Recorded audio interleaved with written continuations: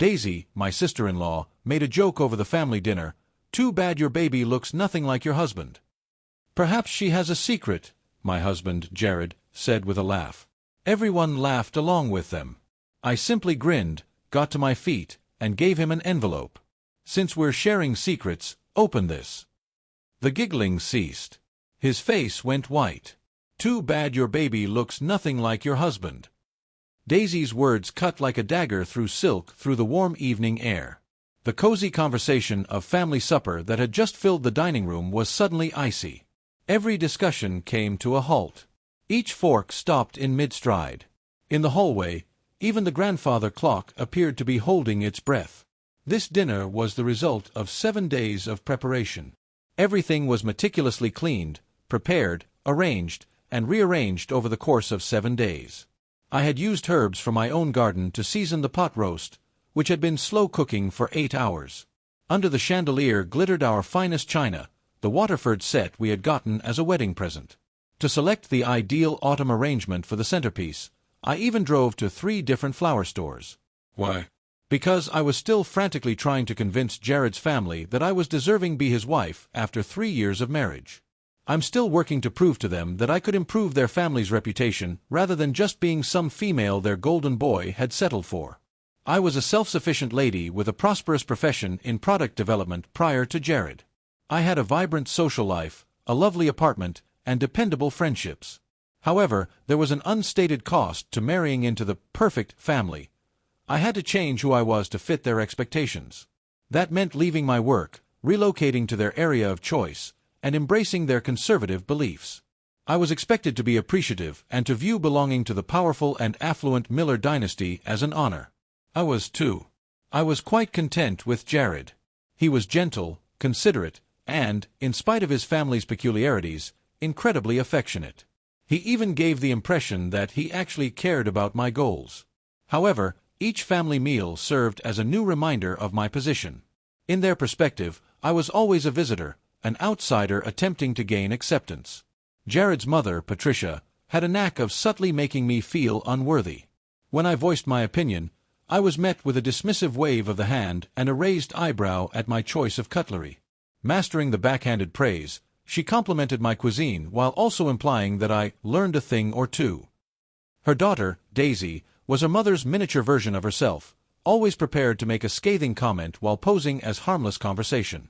I had mastered the art of deflecting, smiling through the insults, and allowing their remarks to bounce off me. My counselor referred to it as emotional resilience. I referred to it as survival. However, everything changed when I got pregnant. I hoped they would soften their hearts and declare a truce. A grandchild would undoubtedly thaw their cold exteriors. However, it simply increased their level of criticism. Their unsolicited advice and cleverly veiled comments turned into fodder for every pregnant symptom, craving, and bump measurement. "You're gaining too much weight. Are you sure you're eating enough kale? My dear, you appear to be worn out. Are you certain you're suited to be a mother?" I nodded and grinned, holding on to the notion that things would be different when George got there. He would serve as our new, cohesive family's bridge and emblem. However, the rumors began after George was born.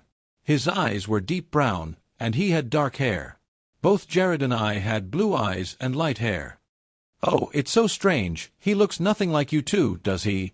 was the first remark made by Daisy. Then Jared's uncle said, "Looks like the milkman paid a visit," with a loud laugh. Every time, there was a chorus of laughter that left me feeling vulnerable and empty. I made an effort to ignore it. Jared would stand up for me, saying, "He's just different. A generation is skipped by genes." However, even his fortifications seemed a bit flimsy. They had sown the seed of doubt, and it was sprouting. I could see it in Daisy's sly looks and Patricia's squinted eyes. George was a lovely baby who was flawless. However, their laughter gave me the impression that he was a blemish on our flawless family photo. After a particularly cruel dinner one evening, during which Patricia had publicly questioned where George got his features from, I lost it. Jared comforted me that it was only their way, but I knew it was more. The air was heavy with the implicit accusation. That evening, I decided something. I required clarification. for George as well as for myself. He was entitled to a childhood free from suspicion and knowing who he was. I placed a covert order for a DNA test kit. It was really simple to do online. I reluctantly took a sample from Jared after taking one from George. The weeks that followed were excruciating. My heart jumped every time the doorbell rang, hoping it was the outcome. I kept what I was doing from Jared. Before I could even start processing the truth, I had to know it. The email finally came. The findings were in. As I clicked on the link, my hands shook. I skimmed the page, looking for the important details. Clear as day, there it was. My DNA matched George's. Furthermore, it matched Jared's. He was the son of Jared. I felt a rush of relief that was so strong it nearly made my knees buckle. Anger, however, was the next feeling to surface. It's Patricia and Daisy, not George or Jared. Their vicious laughter, their constant insults, and their nonchalant disregard for my son's paternity. With their vile hints, they had tainted our family meals and made me question the fundamental nature of parenting. I carefully placed the printed results in a white envelope. I was fully aware of what I was going to do. They had already planned the next family meal. As previously, I prepared for another 7 days, but this time I acted with a calm determination. The autumn arrangement was ideal, the china sparkled, and the pot roast bubbled. I wasn't attempting to prove myself, though, this time. I was getting ready to reveal the truth. As usual, the dinner began. The courteous banter, Patricia's subtle jabs, and Daisy's overt ones. Then the time arrived. Daisy smirked as she said her prepared phrase, "Too bad your baby looks nothing like your husband." Trying to hide it, Jared laughed and said, "Perhaps she has a secret." Then everyone burst out laughing. It was my cue. To my own amazement, I smiled, a real, spontaneous smile. I got to my feet, went to Jared, and gave him the envelope. With a calm and clear voice that pierced through the waning laughter, I replied, "Since we're sharing secrets, open this." There was silence in the room. On their lips, the laughing ceased. Normally tender and affectionate, Jared's eyes widened in perplexity. His fingers fumbling with the seal, he accepted the envelope. His eyes flicked from the paper to George and back to the document as he took it out. His face turned ashen as the color drained away. Patricia squinted her eyes. Daisy first appeared perplexed, then irritated. "What is this?"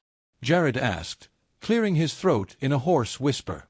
"It's George's DNA test results," I said simply. "Given how frequently his paternity has come up in conversation, I thought you'd all be interested in viewing them." Jared held the paper in the air, his hand shaking. After taking a deep breath, he read aloud, slowly and deliberately, confirmation of paternal lineage. George Miller has a biological father named Jared Miller. Unspoken connotations weighed heavily on the words that hovered in the air. Patricia's mouth fell open. A look of startled awareness replaced Daisy's smirk. There was a deafening silence in place of the cozy conversation of family meals. Nobody said anything. Nobody chuckled. They only looked at Jared, who looked at the paper that proved beyond a shadow of a doubt that he was George's father. As I observed them, a feeling of silent victory grew within of me. Their idyllic existence, based on presumptions and casual brutality, was coming apart. Any passionate outburst could not have been quite as terrible as the truth, presented gently and without fanfare. Jared's eyes met mine as he looked up. Confusion, hurt, and, I hoped, understanding were all mixed together. With a quiver in his voice that I had never heard before, he turned to face his mother and sister. "He is my son, then, as I've always known. But the hair, the eyes," gasped Patricia, who is normally so calm. Daisy tried to wave dismissively, trying to recover some control. "Oh, come on, Jared, it was just a joke," I interrupted, maintaining a composed tone but adding a steely edge. A joke that made me question both my motherly morality and my son's identity. A prank that had me submit to a DNA test in order to validate something that was never supposed to be questioned. The quiet came back, deeper and more oppressive than before. Nobody dared to chuckle this time. Jared sprang to his feet, clearly startled, and held the package tightly. "I think," he added, his voice more forceful, "we're done with dinner." He removed George from my arms, gave me a forehead kiss, and escorted his perplexed family out of the dining room. That night, we stayed at a hotel. At first, Jared was upset. "Why didn't you tell me you were doing this?" he asked. I described how their jokes had undermined my confidence and caused me to question my own reality, as well as the years of subtle jabs and unrelenting criticism. His rage gradually gave way to comprehension as he listened. Holding me close, he apologized for not noticing it sooner and for not shielding me from the brutality of his family. The days that followed were hectic. Jared went up to his relatives. It wasn't attractive. In a fit of rage, Patricia accused me of destroying the family. Infuriated, Daisy said I was overly sensitive. Jared, however, did not back down. He informed them that he and George would no longer be going to dinner with them until they could sincerely apologize and show me respect. It was a huge change. He had attempted to keep the peace and placate them for years. He was picking us now. That envelope had a profound effect.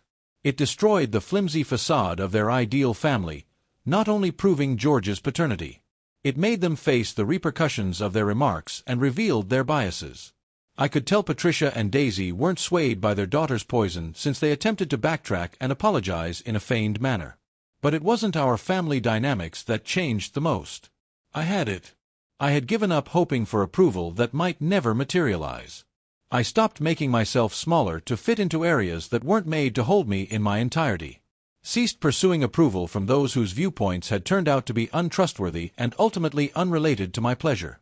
The lady who had longed for Patricia to call her daughter with real warmth was gone, replaced by someone who understood that limits were more important than belonging and that respect was more important than loving. Growing up, George would see his mother as someone who stood up for him and herself when it counted most. He would come to understand that respect is necessary for love to be complete, and that sometimes the most loving thing you can do is to reject treatment that makes you feel less valuable. It wasn't only DNA results in the envelope. My change from a woman who pleaded for acceptance to one who insisted that it be earned had been confined by it. You were completely captivated by this tale of ultimate vindication. Press the like button now.